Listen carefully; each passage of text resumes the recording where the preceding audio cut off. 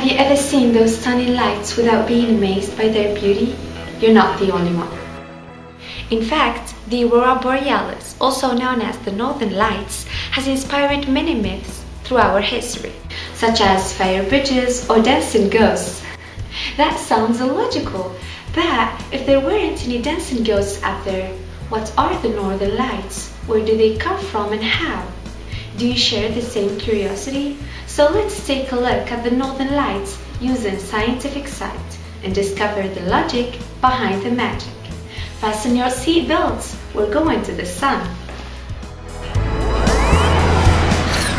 The sun is so hot that it produces a fourth state of matter called plasma, an electrically charged gas where electrons and protons are flowing in jumping.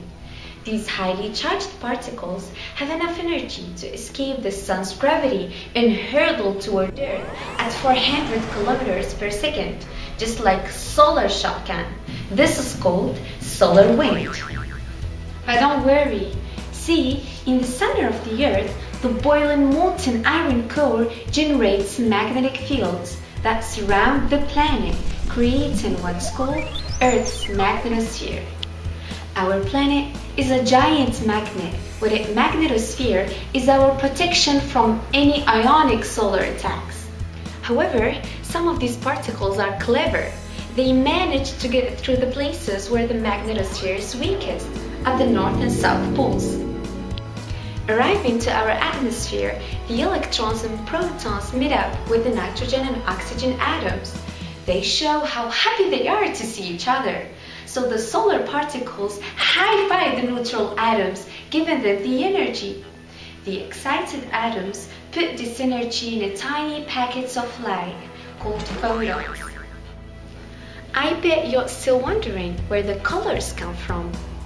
Well, depending on their altitude, the excited atoms produce diverse colors. For example, up to 100 kilometers, the oxygen emits a green light. After that, it turns red, and the nitrogen releases an angelic blue shade. And remember, all these colors can combine together, giving us white, purple, or pink paintings.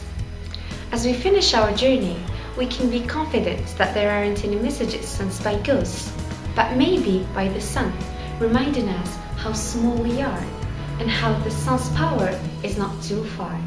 Be curious and discover the mysterious.